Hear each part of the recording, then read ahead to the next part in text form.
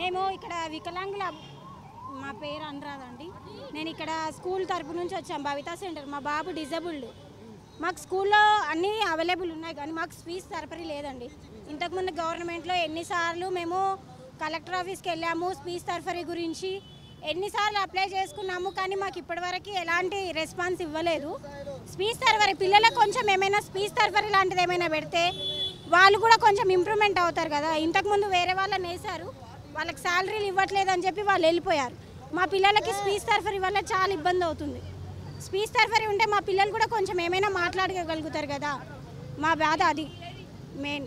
ఇలాంటి డిజబుల్ పిల్లలకి ఫీజు సరఫరీ పెట్టండి. రేవంత్ రెడ్డి సార్ గారికి మరి కోరుకునేది ఏంటంటే ఇలాంటి పిల్లలకి కొంచెం కేర్గా తీసుకుంటే మాకు కూడా కొంచెం బాగుంటుంది. మేము జేగూడ సంజయ్ నగర్కి వెళ్ళి వచ్చాము. మా పాపలు వికలాంగా ఉంటారు. మా పాప వికలాంగా ఉంటుంది. మాకు డబుల్ బెడ్రూమ్ ఎక్కడ ఇవ్వట్లేరు. అప్లై చేసి ఎన్ని రోజులు అవుతుంది, ఎన్ని సంవత్సరాలు అవుతుంది డబుల్ బెడ్రూమ్ అప్లై చేసి, కానీ మాకు డబుల్ బెడ్రూమ్ అనేది వస్తలేదు. అన్నీ ఉన్నోళ్ళకే వచ్చినాయి కానీ సొంతం ఇంట్లో ఉన్నోళ్ళకే వచ్చినాయి, కానీ మాకు మాత్రం రాలేదు డబుల్ బెడ్రూమ్. అదే వస్తుందో ఏమో అని ఇక్కడ వచ్చినాం. మాది సమస్య కొంచెం తీరుతుందేమో అన్నట్టు. మాకు డబుల్ బెడ్రూమ్ కావాలి. మాకు పిల్లలను తీసుకొని వచ్చినాం. మరి మేము మా పిల్లలను తీసుకొని ఎక్కడెక్కడ డబుల్ బెడ్రూమ్ ఏడవుతుందో ఏడ ఇస్తారో అని తిరగలేని జాగా తిరిగినాం మా పేపర్లు పట్టుకొని, కానీ మమ్మల్ని ఎవ్వరూ కేర్ చేయలేరు. ఉన్నోళ్ళకే వచ్చినాయి, కానీ మా పిల్లలకి, మా వికలాంగ పిల్లలకి డబుల్ బెడ్రూమ్ వస్తే చాలా బాగుంటుంది. ఎందుకంటే మాకు కిరాయికి ఎక్కడ ఇస్తలేరు. మా సాలరీ ఇంత తక్కువ ఉంటుంది. నెలకి ఇట్లాంటి పిల్లలకి నేను జాబ్ చేశా. ఆ పాపలకి పొద్దున 9 గంటలకు వస్తాను నేను వికలాంగ పిల్లలకి జాబ్ చేయడానికి. మళ్ళీ మధ్యాహ్నం 3 గంటలకు వెళ్తాను. 3 అవుతుంది, 4 అవుతుంది. కానీ నాకు నెలకి 3000 ఇస్తారు. నాకు సాలరీవి లేదు. ఆ 3000 సాలరీకి కిరాయి కట్టుకోవాలన్నా. ఇట్లాంటి పాపకి మొత్తం ఈ పాపకైతే అన్నీ చూసుకోవాలా. ప్యాంపర్ల కాడికి అన్నీ అవి ఇట్లా పాపలకు చూసుకోవాలి. ఆ జీతాల్లో ఏం సరిపోతాయి. నా సొంతం ఇల్లు లేకపోయా, నాకు సాలరీ లేదు.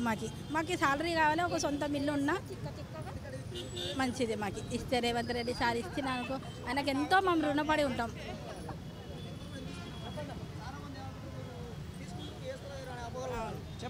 సార్ నమస్తే సార్, నా పేరు స్వాతి. నేను ఈ డిజేబుల్డ్ పిల్లల టీచర్ని. మేము భవితా సెంటర్ నుంచి వచ్చాం సార్. మా పిల్లలకు చాలామందికి పెన్షన్ రావట్లేదు సార్. చాలామందికి డబుల్ బెడ్రూమ్ యాక్చువల్లీ గవర్నమెంట్ నుంచి రిజర్వేషన్ ఉంటుంది సార్. ఇలాంటి పిల్లలకు కూడా డబుల్ బెడ్రూమ్ ఇవ్వాలి అనేసి కంపల్సరీగా రిజర్వేషన్ ఉంటుంది, కానీ ఎక్కడ అది అమలు అవుతలేదు సార్. మా పిల్లలు చాలామంది అప్లై చేసుకున్నారు, పేరెంట్స్ అప్లై చేశారు. 16లో 18లో కూడా అప్లై చేశారు, కానీ ఎవరికి రాలేదు సార్. ఇప్పుడన్నా గవర్నమెంట్ మారింది కాబట్టి, పాత గవర్నమెంట్ అయితే మమ్మల్ని ఏం పట్టించుకోలేదు. ఈ కొత్త గవర్నమెంట్లో మేము కోరుకునేది ఒకటే సార్, రేవంత్ రెడ్డి సార్ని మా పిల్లల్ని కూడా పట్టించుకోండి సార్. మా పిల్లలకు కూడా డబుల్ బెడ్రూమ్ శాంక్షన్ అయితే మాకు చాలా సంతోషం సార్. ఇలాంటి పిల్లల్ని వేసుకొని ఎక్కడ ఉండే పరిస్థితి ఉండదు సార్. రెంట్ కూడా ఎవరు ఇవ్వరు. ఈ పిల్లల్ని చూస్తే లేదు, రెంట్ లేదనే చెప్తారు సార్. ఇల్లు తిరిగే బదులు ఒక్క డబుల్ బెడ్రూమ్ మా పిల్లల్ని కూడా శాంక్షన్ చేయమని నేను వేడుకుంటున్నాను sir. Please sir Revanth Reddy sir, మా పిల్లల్ని కూడా పట్టించుకోండి సార్.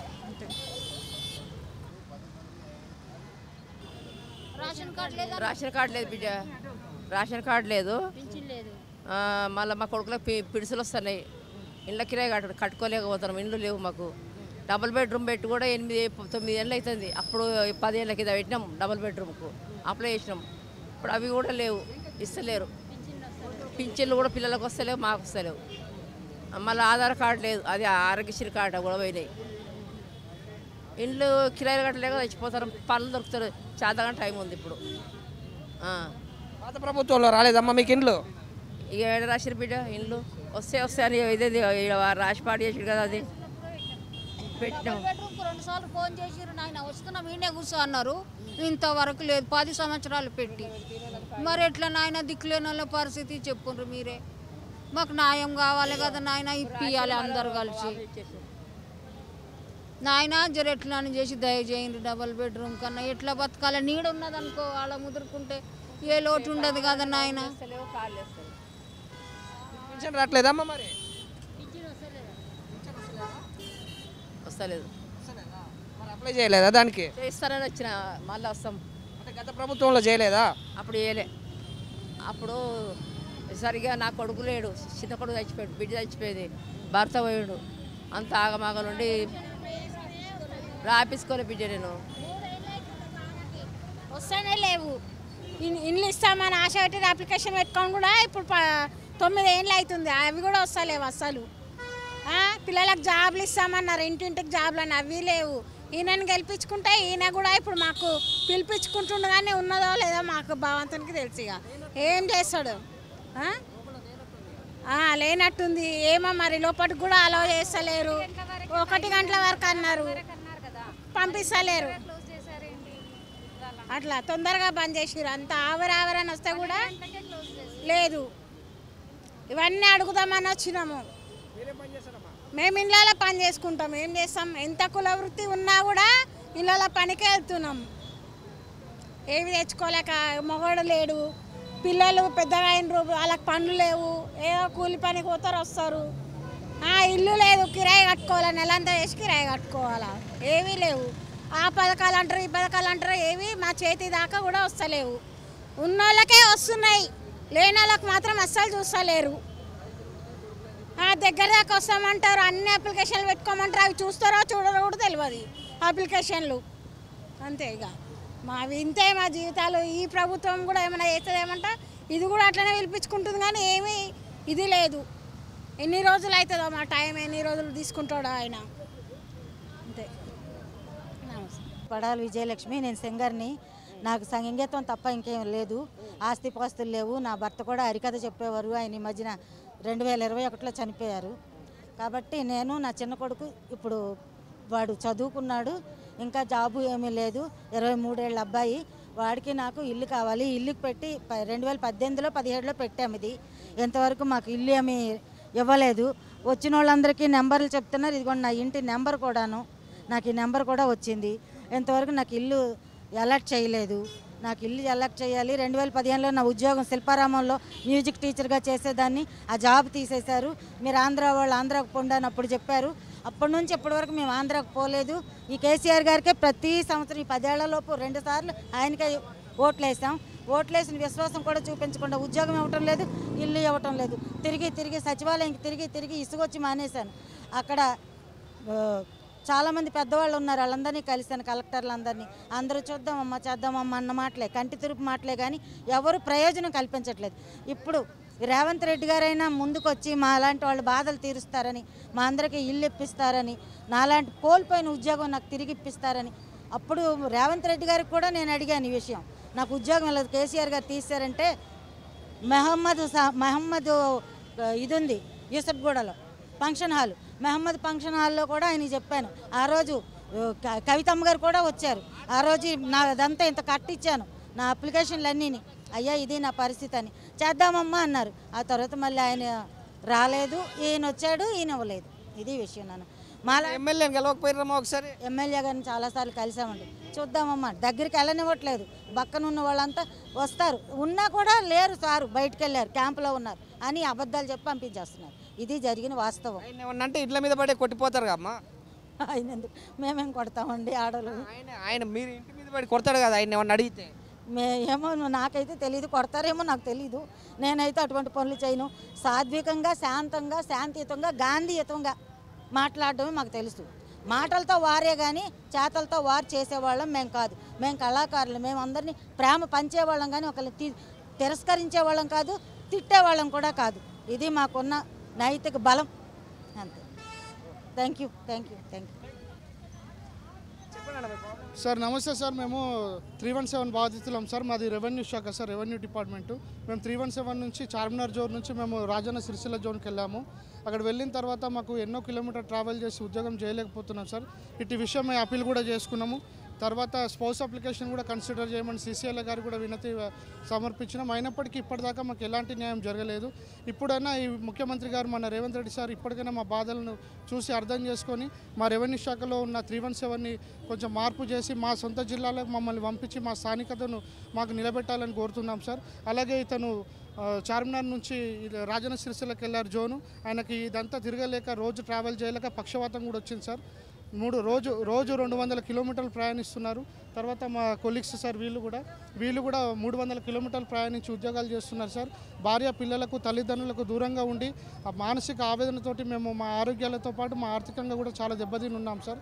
దయచేసి మా 317 రెవెన్యూ శాఖలో కన్సిడర్ చేసి టీచర్లే కాకుండా మా సమస్యలను కూడా గుర్తించి మా 317 బాధితులకు న్యాయం చేయాలని, స్పోర్ట్స్ అప్లికేషన్స్ కూడా న్యాయం చేయాలని కోరుతున్నాం సార్. मैं 317లో చార్మినార్ జోన్ నుంచి నేను రాజన్న సిరిసిల్ల జోన్కి ట్రాన్స్ఫర్ అయ్యాను. అక్కడ వెళ్ళిన తర్వాత 1 ఇయర్ దాకా బాగానే ఉన్నాను. తర్వాత నాకు హెల్త్ ప్రాబ్లమ్స్, హెల్త్ ఇష్యూస్ అన్నీ వచ్చినాయి.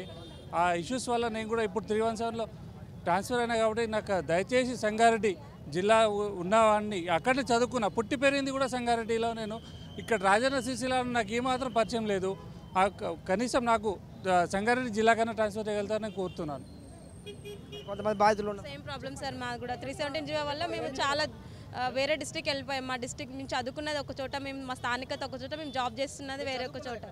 రంగారెడ్డి డిస్ట్రిక్ట్ అయితే వికారాబాద్కి ట్రాన్స్ఫర్ చేశారు 317 జీవో జూనియర్స్ అనే ఒక పేరుతో.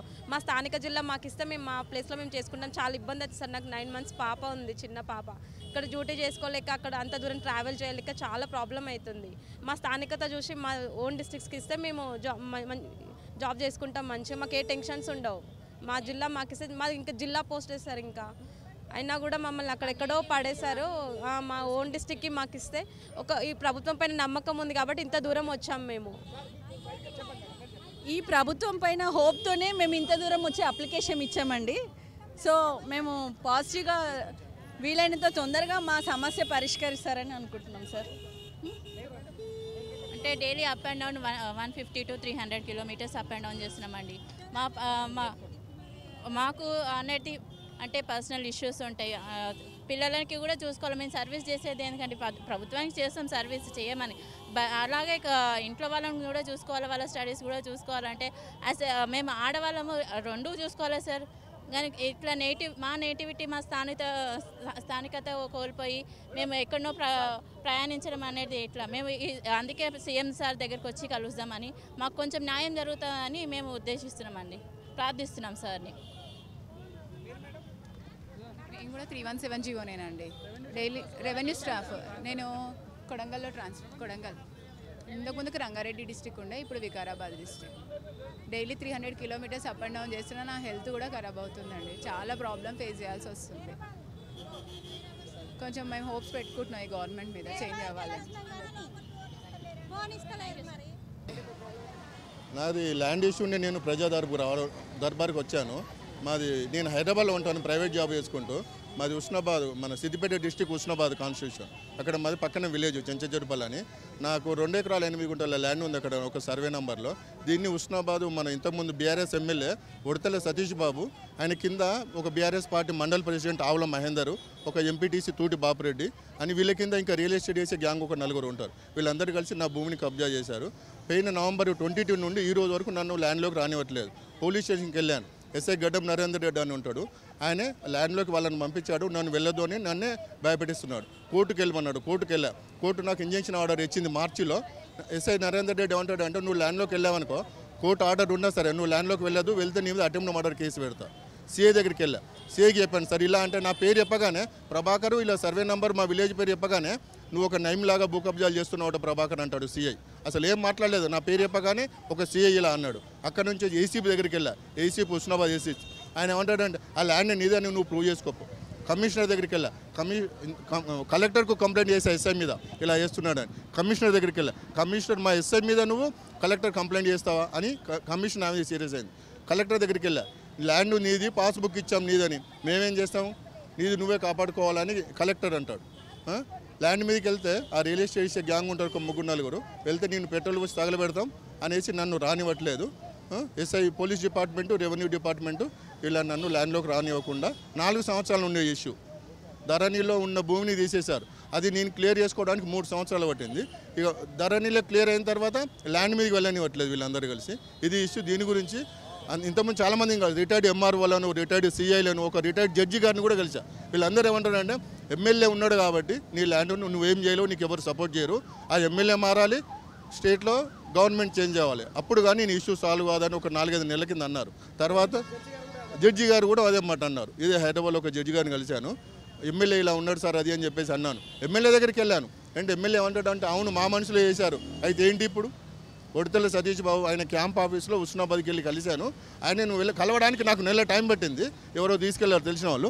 వెళ్ళిన తర్వాత అవును ఇట్లా మీ పేరు చెప్పి వేస్తున్నారు సార్, పోలీసులు ఇలా అంటున్నారు, రెవెన్యూ డిపార్ట్మెంట్ అంటున్నారు అంటే అవును మా వాళ్ళే చేశారు. అయితే ఏంటి ఇప్పుడు ఒక ఎమ్మెల్యే ఇలా ఇదే మాట అన్నాడు.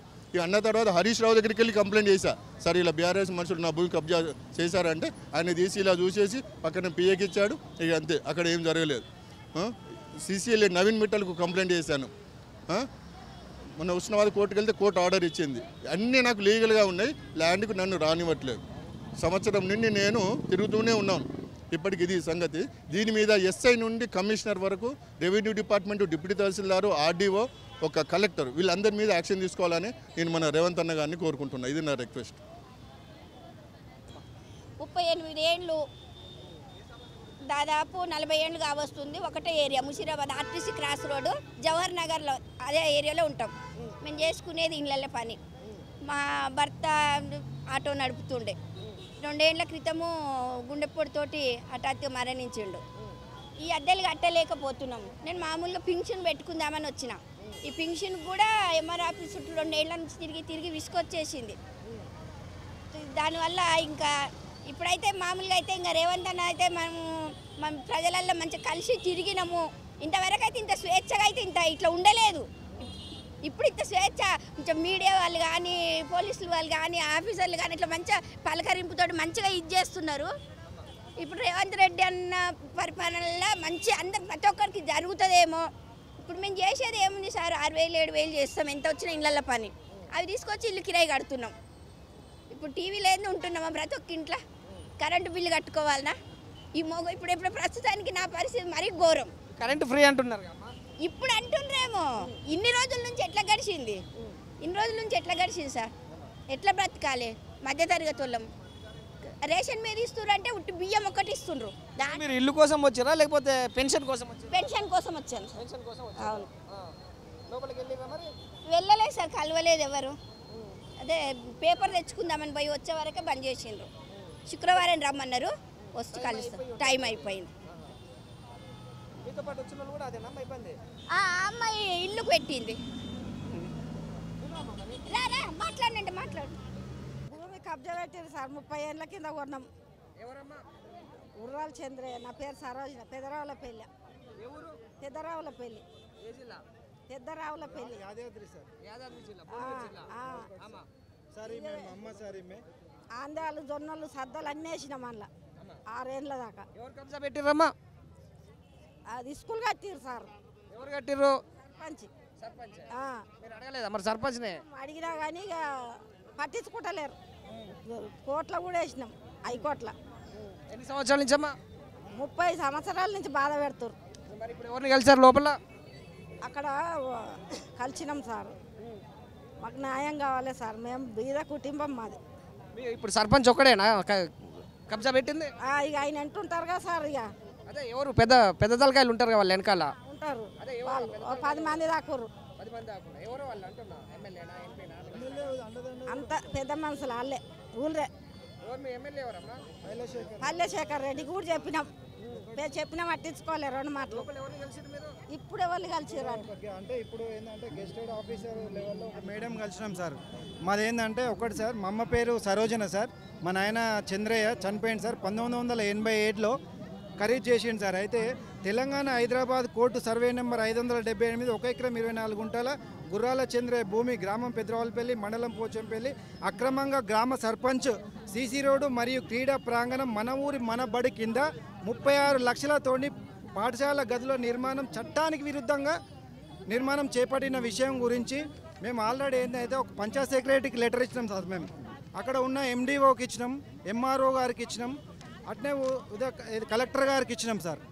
ఆల్రెడీ ఒకటి ఏంటంటే 1987 నుంచి మా నాన్న కొన్నప్పటి నుంచి 10 సంవత్సరాల నుంచి పంట పండించుకు ఆమ్దాలు, సజ్జలు, జొన్నలు వేసుకుంటూ ఇది చేస్తుంటారు సార్. మా నాయనకు బలమైన గాయనం 2000 సంవత్సరంలో యాక్సిడెంట్ అయింది సార్. అదే అదుగునా చూసుకొని ఏం చేసిరు, జబర్దస్త్ చేసి స్కూలు ఒక 2 రూమ్లు స్కూల్ కట్టిరు సార్. ఆల్రెడీ పాత స్కూల్ ఉంది అక్కడ. ఉన్నాక కూడా ఒక 20-10 మంది కూడా ఉన్నారు సార్ స్కూల్లో. అక్రమంగా కట్టిరు. దానికి సంబంధించింది ఏదైతే ఉందో మేము హైకోర్టులోకి వెళ్ళిపోయినాం సార్. తెలంగాణ హైకోర్టుకు వెళ్ళిపోయిన తర్వాత కోర్టు డైరెక్షన్ పంచాయత్ సెక్రటరీ గారికి ఇచ్చినాం, ఎండిఓ గారికి ఇచ్చినాం, ఎంఆర్ఓ గారికి ఇచ్చినాం. డిఓ దగ్గర పోతే మా ఇంట్లోకి వస్తాయా, పోతే పోనీ దుర్వినియోగం కానీ నిధులు అంటాడు సార్ ఆయన. ఎట్లా సార్?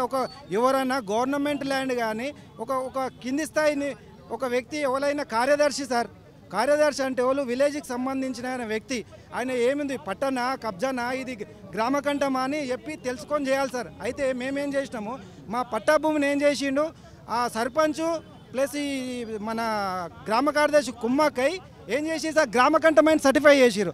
సర్టిఫై చేస్తే మేము ఎస్ఐ గారికి దగ్గర అప్లికేషన్ ఇచ్చేసి సార్ ఇట్లా మా పట్టా భూమిని ఇట్లా కోర్టులో కేసు ఉందంటే ఇట్లా అక్రమంగా ఇట్లా చేస్తారంటే పాపం ఎస్ఐ గారు ఏం చేసిరు ఒక కాపీ ఇప్పించింది సార్ నాకు. ఆ కాపీ తీసుకుపోయి నేను హైకోర్టులో వేసిన. అయితే మొన్నటికి మొన్న సార్ చూడండి 1 ఎకరం 24 ఉందో ఏదైతే ఉందో మా నాన్న మొత్తం పానీలు ఇప్పటి వరకు కూడా ఇట్లా వివాదాస్పదంలో ఉందంటే సజ్జల జొన్నలు 90 ఏళ్ళ జొన్నలు వేసుకుంటా వ్యవసాయం చేసుకుంటా బతుకుతున్నాం సార్. అక్రమంగా దౌర్జన్యంగా ఏదైతే ఇక్కడ ఒక 10 సంవత్సరాలు అయితే ఈ ఏదైతే తెలంగాణ గవర్నమెంట్ వచ్చిందో ఘోరంగా ఇదేం సార్. మనకు కావాల్సింది ఏంటంటే న్యాయం సార్. మన పుట్టభూమి మాకు కావాలి. ఒకటి ఏంటంటే కింది స్థాయి నుంచి ఏం చేయాలి సార్, ఒక నివేదిక ఒక గ్రామ కార్యదర్శి అంటే ఆయన ఏం చేయాలి, క్షేత్రస్థాయిలో ఈ భూమి అవ్వదు అని తెలుసుకొని ఏ అధికారికి భయపడకుండా ఎమ్మెల్యేకి భయపడకుండా ఎవరి కూడా ఎప్పుడైతే కరెక్ట్ నివేదిక ఇస్తాడో ఇప్పుడు ఈ ప్రగతి భవన్లో ఏదైతే ప్రజావాణి పెట్టిరో సామాన్య రైతులకు కానీ ప్రజలకు కానీ అన్యాయం జరుగుతుంది. ఇక్కడ వచ్చినాం సార్ ఈరోజు. ఇక్కడ దాకా ఎందుకు వచ్చారు మరి? మీ బీర్లు ఇలా ఉన్నారు కదా ఎమ్మెల్యే, వాళ్ళని కలవకపోయారు మరి? ఎమ్మెల్యే పైలశేఖర్ రెడ్డి సార్ ఒకటి సార్ కాదు సార్, ఎమ్మెల్యే పైలశేఖర్ రెడ్డి గారికి 29/1/2020 రోజున ఏదైతే 578 1 ఎకరం 24 గుంటలు పెద్దరావులపల్లి గ్రామ శివార్లోని సర్వే నెంబరు ఇట్లా అక్రమంగా ఇట్లా స్కూల్ కట్టిస్తున్నారు. అదేవిధంగా అదేంది తెలంగాణ క్రీడా ప్రాంగణం సిటీ రోడ్లు వేస్తున్నారు సార్. ఇట్లా మేము కుటుంబ సభ్యులం మా అమ్మ మేము అందరం పోయి లెటర్ ఇచ్చినాం సార్. ఆయనకు చూస్తున్నాడు. మళ్ళీ తర్వాత పోయి మళ్ళీ ఒకసారి ఏంది సార్ 4వ తారీఖు 2003లో మళ్ళీ ఒక లెటర్ ఇచ్చినాం సార్ ఆయనకు. చూస్తున్నాడు, ఏం చూడలేదు సార్. డిఓ అంటాడు, డిఓ దగ్గర పోతే గవర్నమెంట్ నిధులే కదా, ఖరాబ్ అయితే ఖరాబ్ అయినా. అవును సార్, నేను ఒకటే అన్నా, అవును సార్ గవర్నమెంట్ ఒకటప్పుడు నీకేమైనా డైరెక్షన్ ఇది పట్టా నీకుందా? అక్రమంగా ఎవరైనా ల్యాండ్ అక్వేషన్ ఏం చేస్తారు సార్? పట్టదారు అన్నప్పుడు విచారణ చేసి భూమికి బదులు భూమి ఇస్తారా, నష్టపరిహారం అని ఇస్తారు, గుంజుకొని జబర్దస్త్ చేసి కడతారు సార్ దౌర్జన్యంగా. ఎంత ఇప్పుడున్న ఎమ్మెల్యేని కలవకపోయారు సార్ మరి మీరు? సార్ ఎమ్మెల్యే గారు కూడా కలుద్దాం అనుకుంటున్నాం సార్. నేను ఒకటి కలవలేదు సార్. ఇక్కడ ఒకటి ఏంటంటే ఇప్పుడు ఏదైతే రేవంత్ రెడ్డి సారు ప్రజావాణి పెట్టిందో సమస్యలు తెలుపుకోమన్నారో ఒకటి సార్, ఇంత ముందుకు ఇప్పుడు గ్రామం కానీ మండలం కానీ జిల్లా స్థాయిలో కానీ మేము లెటర్లు ఇచ్చి వచ్చినాం సార్. జిల్లాలో కూడా కలెక్టర్ గారికి ఒకటి సార్, ఇగో కలెక్టర్ గారికి కూడా లెటర్ ఇచ్చి వచ్చినాం, స్పందన లేదు. కానీ ఇక్కడ వారికి ఎందుకు వచ్చినాం సార్ అంటే మాకు న్యాయం జరుగుతుందని చెప్పి మేము ఇంత దూరం వచ్చినాం సార్. ఎప్పుడైతే నేను ఒకటే మెసేజ్ చేయాలనుకుంటున్నా సార్, ఒకటి ఏంటంటే ఒక మెసేజ్ ఏం చేయాలనుకుంటున్నా సార్. సరే ఇప్పుడు ఏం చేద్దాం అనుకుంటున్నారు ఫైనల్గా? మరి చెప్పుకుంటే పోతే పెద్దగా అవుతుంది కానీ చెప్పండి, ఇప్పుడు ఫైనల్గా ఏం అడుగుతున్నారు మీరు? ఫైనల్ ఒకటే అడుగుతున్నా సార్, ఒక నిమిషం సార్. మా భూమి మాకు రావాలి, లేకుండా న్యాయం అన్న చేయాలి. మాది బీద కుటుంబం, ఇంత ఓర్వలేక చేసిర్రు ఆ సర్పంచ్. సరే అమ్మా, ఏం జరుగుద్దో ఎట్లా జరుగుద్దో చూద్దాం మరి ఒకసారి. 4/10/2003 పైలశేఖర్ రెడ్డి గారు మా భూమిని అక్రమంగా శంకుస్థాపన 38 ఏళ్ళు దాదాపు డిగ్రీ ఏం లేదండి. నాకు డబుల్ బెడ్రూమ్కి పెట్టినా నేను 6-7 ఏళ్ళు అవుతుంది. అది ఎంక్వైరీ అయింది కానీ మాకేం రాలేదు. ఎంక్వైరీ నెంబర్ కూడా ఉంది నా దగ్గర, వచ్చింది ఒకటి. రెండోది నాకు పెళ్ళి 11 ఏళ్ళు అవుతుంది. 11 ఏళ్ళు అయినా కానీ రేషన్ కార్డు లేదు. నేను ప్రతి ఇయర్ అప్లై చేసిన, అదొక బాధ ఉంది. ఇంకొకటి డిగ్రీలు అయిపోయినాయి మావి, ఎన్నో జాబ్స్కి అప్లై చేసినాం. ఎస్ఐ కానిస్టేబుల్కి రాసిన, గ్రూప్స్కి పెట్టిన, ఏ జాబు లేదు. ఇంట్లో రెంట్ పే చేయలేక, పిల్లల్ని చూడలేక చాలా ప్రాబ్లం అవుతుంది. ఈ గవర్నమెంట్ అయినా మాకు న్యాయం చేస్తుందని, చదువుకున్న వాళ్ళకి ఉద్యోగాలు ఇస్తుందని మేము కోరుకుంటున్నాము. అలాగే రేషన్ కార్డ్స్ కోసం కూడా చాలామంది ఇబ్బంది పడుతున్నారు, అందులో నేను కూడా ఉన్నా. అందరికీ రేషన్ కార్డ్స్ రావాలి. అలాగే ఇల్లు లేని వాళ్ళకి, నిజంగా లబ్ధిదారులకి ఇల్లు ఇవ్వాలండి. ఆల్రెడీ ఇండ్లు ఉన్న వాళ్ళకి ఇచ్చారు, ఆల్రెడీ గవర్నమెంట్ జాబ్ ఉన్న వాళ్ళకి, ఇండ్లు ఉన్న వాళ్ళకి ఇచ్చారు. మాలాగా లేని వాళ్ళకి ఏండ్ల నుంచి కిరాయిలు కడుతున్నాం మేము, అలాంటి వాళ్ళకి రాలేదు. అలా ఈ గవర్నమెంట్ అయినా కరెక్ట్గా ఎంక్వైరీ చేసి నిజమైన లబ్ధిదారులకి వాళ్ళ పాలసీలన్నీ అందాలని కోరుకుంటున్నా. నాకు వచ్చేసి రేషన్ కార్డు కావాలి, జాబ్ కావాలి, ఇంకా అదే ఇల్లు కావాలండి. ఏదైనా డబల్ బెడ్రూమ్ కానీ ఇంటి స్థలం ఇస్తే చాలా సంతోషిస్తాము. నాది 2009, 8, 10 నాది 2012లో డిగ్రీ అయిపోయింది. నేను కూడా తెలంగాణలో స్ట్రైక్ చేసిన, మా కాలేజ్ నుంచి కూడా వెళ్ళినాము. అయినా కూడా ఏ పాలసీ అందలేదు, ఏది లేదండి మాకు. అంతే అండి నా బాధ అయితే. మాదే అదే అంతే, డబల్ బెడ్రూమ్ కావాలి. ఇక మా బిడ్డ 20 ఏళ్ళు అయింది సార్, 20 ఏళ్ళ నుంచి ఉన్నాము. వస్తాయి ఎమ్మెల్యేలు ఎవరు మీకు సాయం చేయలేదా? సాయం ఎవ్వరు చేయలేదు సార్. వస్తాయి అని ఇగో ఇప్పుడు వచ్చినట్లనే కలవలేదా పెద్దోళ్ళనే? ఎవ్వరు కలవనియలేదు. ఇగో ఇప్పుడు కలవాలని వస్తే దొబ్బేయలేదా గేట్ బయటికి? ఏడవైనా అదే, తెలంగాణ అయినా అంతే, ఇప్పుడు వచ్చిండ్రు వీళ్ళు అంతే, ఎవరైనా అంతే. పేదోళ్ళకి చూడరు సార్, పేదోళ్ళకి రక్షణ లేదు. ఉన్నోళ్ళకే ఇండ్లు ఉన్నాయి సార్. దూరం నుంచి వస్తారు కదా, చాలా దూరం ఏరియాస్ నుంచి. ఇంకొంచెం టైం ఇస్తే పాపం జైరాబాద్ నుంచి వచ్చిందామె అప్లై ఇవ్వలేదు, అక్కడ పెన్షన్ లేదంట. జైరాబాద్ ఎక్కడ సార్, అంత దూరంకి వెళ్ళొచ్చు. మీరు ఎక్కడి నుంచి వచ్చిరమ్మా? మేము మైబాద్ నుంచి వచ్చినామండి. దేనికోసం వచ్చిరమ్మా? పింఛన్ కోసం. బోధకాళ్ళు ఉన్నాయి, 2 కాళ్ళు. పింఛన్ కోసం ఇన్ని రోజుల నుంచి తిరిగితే ఎవరు ఏం చేయలేదు. ఇప్పుడు రేవంత్ రెడ్డి గారు పెట్టిండ్రంటే అక్కడి నుంచి ఇక్కడికి వచ్చినాం. ఎన్ని సంవత్సరాలమ్మా మీకు? నాకు 64 ఏళ్ళు అయ్యా. 64 ఏళ్ళు. ఇప్పటివరకు పాత గవర్నమెంట్లో ఎవరు ఏమీ లేదు, ఏ పింఛన్ లేదు, ఏ సర్టిఫికెట్ లేదు, ఏది లేదు నాకు, ఏది లేదు నాయన. ఇప్పుడు ఇక్కడికి ఇద్దామని వస్తే ఇచ్చినా పోతున్నా. ఎవరికి ఇచ్చిరమ్మా లోపల? ప్రజా ఇక్కడ సార్ ఉన్నారుగా వాళ్ళు, ఎవరో నాకు తెలియదు. వాళ్ళు ఏమన్నారమ్మా తీసుకొని? వారం 10 రోజులకు మీకు మెసేజ్ వస్తుందని చెప్పిండ్రండి. చెప్పిండ్రు. ఫోన్ నెంబర్ తీసుకున్నారు, మీకు వారం 10 రోజులకు మెసేజ్ వస్తుంది, ఎక్కడికి రావాలో చెప్తారు అని అన్నారు.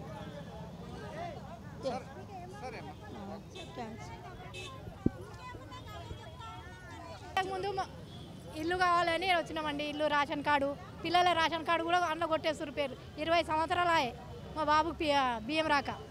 తిరిగి ఆశకొద్ది అక్కడి నుంచి ఇక్కడే మాకు ఎందుకంటే సొంత ఇల్లు లేదు కదా.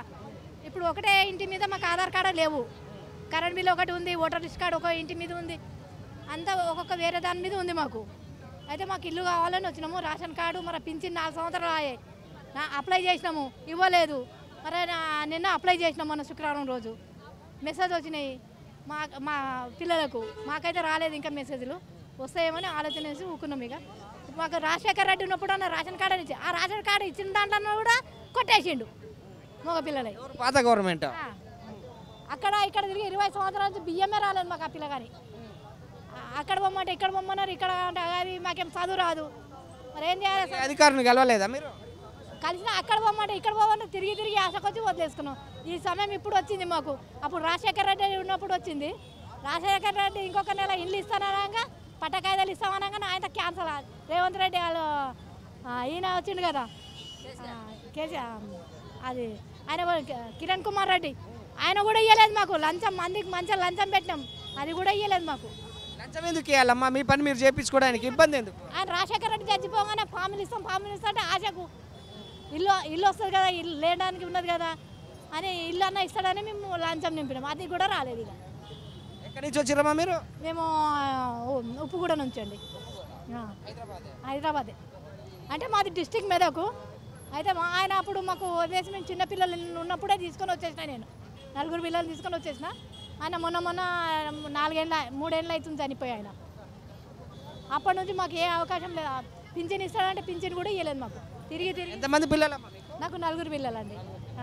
అంటే అందరిని లవ్ మ్యారేజ్ చేసుకున్నాడు. మా ఆయన పరిస్థితి బాగలేక ఆయన చేయలేదు, పట్టించుకోలేదు, ఆయన వదిలేసిండు. నాకు కూడా అందరి 4 తీసేసిరా పేర్లు రేషన్ కార్డు? 2 తీసేసారు. అంటే 2 తీసి వాళ్ళకి రేషన్ కార్డు కూడా ఇవ్వలేదు. లవ్ మ్యారేజ్ చేసుకున్న వాళ్ళు రేషన్ కార్డు కూడా ఇవ్వలేదు వాళ్ళకు.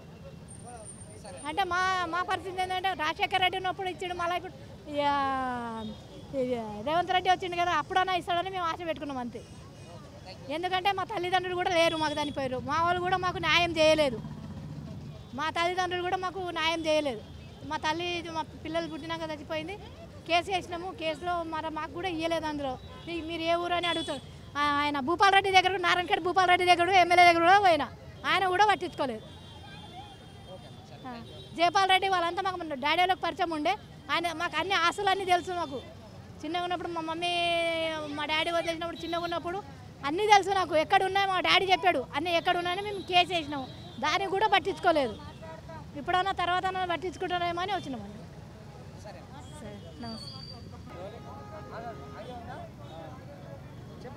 మైనింగ్ డిపార్ట్మెంట్ కరీంనగర్ నుంచి వచ్చిన నేను పెద్దపల్లి, సిద్దిపేట అన్ని జిల్లాలు 33 జిల్లాలో అంచడం ఇంకా లోపల కొంతమంది ఉన్నారు. మా బిల్లులు పెండింగ్ ఉన్నాయి. మాకు 2 సంవత్సరాల పైన బిల్లులు రావాలి. 15 నెలల బిల్లులు టోకెన్ నెంబర్ వాటి ఆల్రెడీ పెండింగ్ ఉన్నాయి. 4,17,000 చిల్లర ఉన్నాయి. 5,17,000 సారీ. ఇట్లా మాకు ఇబ్బంది పెడతారు. వస్తున్నాం పోతున్నాం అంతే. 2.5 సంవత్సరం 3 సంవత్సరాలు అవుతుంది. ఎమ్మెల్యేని కలవలేదా మీరు? Director officer కలిసినాం. డైరెక్టర్ కూడా చెప్పినాం ఇస్తాం చేస్తామంటారు. బడ్జెట్ లేదు అది లేదు అది అని చెప్పారు. ఇది లోపల ఎవరిని కలిసారు? లోపల పొన్నం పాకని కలిసాం. ఎలా స్పందించారు మరి వారు? చెప్తా ఉంటారు వాళ్ళు కూడా అంతే చెప్తా ఉంటారు. మరి ఎప్పుడు చెప్తారో తెలియదు. మా డీజీఎంసీ గారు చెప్పేసాము కానీ వాళ్ళు కూడా చూస్తా అని 3 నెలలు అయింది, ఇంకేం చెప్పలేదు. ఇప్పుడు మా పరిస్థితి ఎలా ఉందంటే స్కూల్ పిల్లలు పోయి వాపస్ వచ్చేసారు, ఇంట్లో కూర్చున్నారు అందరూ. తిండి కూడా గతి లేదు. బస్సు వచ్చడానికి ఇప్పుడు అద్దె తీసుకొని వచ్చినాం, అరువు తీసుకొని వచ్చినాం. ఇప్పుడు చాలా ఇబ్బందులు ఉన్నాం. 2 నుంచి 3 సంవత్సరాలు పక్కా రావాలి. ఒక్కొక్కరికి 12 నెలల నుంచి జీతం బ్యాంకులో ఉంది, ట్రెజరీలో డబ్బులు లేవంటారు, కొట్టట్లేదు. ఇప్పుడు మాకు ఏమవుతుందో తెలియదు. కొత్త గవర్నమెంట్ వచ్చింది కాబట్టి ఆశ పెట్టుకొని వచ్చినాం. ఇన్ని రోజులు మీ అధికారులు ఎవరిని కలవలేదా మీరు? అధికారులకి అందరికీ తెలుసు, హెడ్ ఆఫీసులు అందరికీ తెలుసు, ప్రతిసారికి తెలుసు. చూస్తాం వస్తుంది అంటూ ఇప్పటిదాకా రావట్లేదు. ఇక ఇప్పుడు కొత్త గవర్నమెంట్ రేవంత్ రెడ్డి గారి మీద ఉంది ఆశ. ఒకసారి కొట్టించాడు రోలర్ సార్ ఉన్నప్పుడు, మళ్ళీ తర్వాత కొట్టియలే. ఆయన రోలర్ సార్ మళ్ళీ మారిపోయారు. వేరే లేడీ డైరెక్టర్ మేడ వచ్చింది మాకు. ఆ మేడ వచ్చి మాకు కొట్టిస్తా ఒక వారం 10 రోజుల్లో కొట్టిస్తా అన్నాడు. మన మహేందర్ రెడ్డి కూడా మినిస్టర్ కూడా వచ్చారు. మహేందర్ రెడ్డి మినిస్టర్ కూడా బోకే ఇచ్చాడు, కలిసాను. మాట్లాడితే కూడా ఆయన కూడా చెప్పిస్తా మామూలు చెప్పిస్తా అన్నాడు. వారం 10 రోజులు నెల అయిపోయింది. ఇప్పటికి మళ్ళీ 3 సంవత్సరాలు దాదాపు 3 నెలలు అయిపోతుంది. ఇప్పటికి మళ్ళీ ఉంది మా స్టాఫ్ అంతా 36 మందికి ఇప్పుడు అధోగతి ఉంది అంతే. 2 సంవత్సరాల పైన 3 సంవత్సరాల లోపు అంత పెండింగ్ ఉంది హైర్ వెహికల్స్ది. కనీసం కొందరు 9 నెలలు కొందరు 12 నెలలు బ్యాంకులో వచ్చి ఉన్నాయి. ఆ ఖజానాలో డబ్బులు లేవని కొట్టట్లేదు వాళ్ళు. అది కొట్టినా కొంచెం మాకు వెలుసుబాటు ఉంటుంది. బస్ తొలి వెలుగుతూ నుంచి మేము ప్రభుత్వానికి విజ్ఞప్తి చేస్తున్నాం కొంచెం తొందరగా కొట్టియమని. దానికంటే మేము చేసుకునే ఏం లేదు. ఇక మీరు అందరు చూసే పాత్రికేయులు కూడా కొంచెం దీనికి కొంచెం జమాయించి మీ తరఫున మాకు చెప్పే అనుభవం లేదు దీంట్లో. మీరు కొంచెం దాంట్లో జోడించి ఏదైనా మా బాధలు చెప్పుకుంటే బాగుంటుంది. బస్ ఇదే మా ఆర్జీ అంతే. సరే అన్న, చూద్దాం కొత్త గవర్నమెంట్ కాబట్టి వాళ్ళు కూడా ఎట్లా పరిష్కరిస్తారో ఏందో మరి. ఇప్పటికిప్పుడే మనం కూడా వాళ్ళని ఏం అనలేం కాబట్టి చూద్దాం. సరే ఎలా పరీక్ష చూద్దాం. సరే అన్న. రైట్.